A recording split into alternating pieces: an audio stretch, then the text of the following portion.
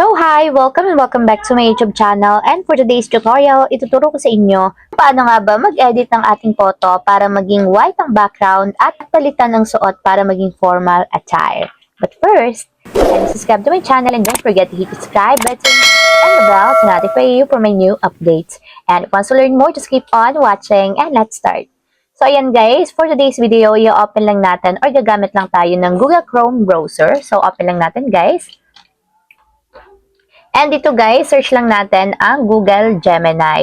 So Google Gemini guys, yung gagamitin natin. And dito tayo mag-e-edit ng ating picture. So open lang natin guys yung site ng Google Gemini. And ayan guys, pagka-open ng ating Google Gemini, ang first step is mag-upload tayo ng photo na gagamitin natin as face reference para ma-edit natin or magawa natin yung parang sa ID photo. So ayan guys, mag-upload lang tayo ng picture. So, mag-upload lang tayo guys ng photo na gagamitin natin para palitan ang white background at yung attire. So, mag-upload lang tayo guys. And ayan guys, after yung mag-upload ng photo, ang second step is magpe-paste lang tayo ng prompt para dito sa ating pag-i-edit.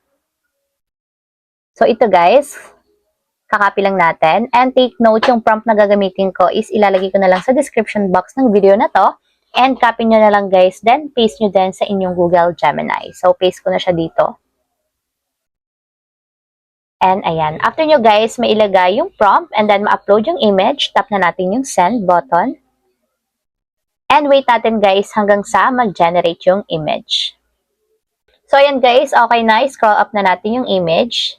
And ayan, kung makikita nyo guys, ganito yung lumabas. So, napakadali na lang guys mag-edit ng photo gamit ang ating AI Google Gemini. So, para ma-download guys, tap nyo lang yung image and then tap nyo yung save button. And ayan guys, automatic yan, masasave na yan sa ating mobile gallery and pwede nyo na siyang gawing ipa 1x1 or 2x2 or kahit passport size. So, ayun lang guys, ganun lang kasimple kung paano nga ba mag-edit ng ating photo para gawing white background at gawing formal attire.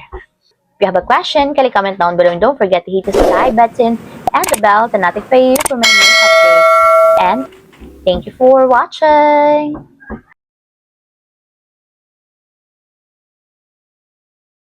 Living life, every day, late at night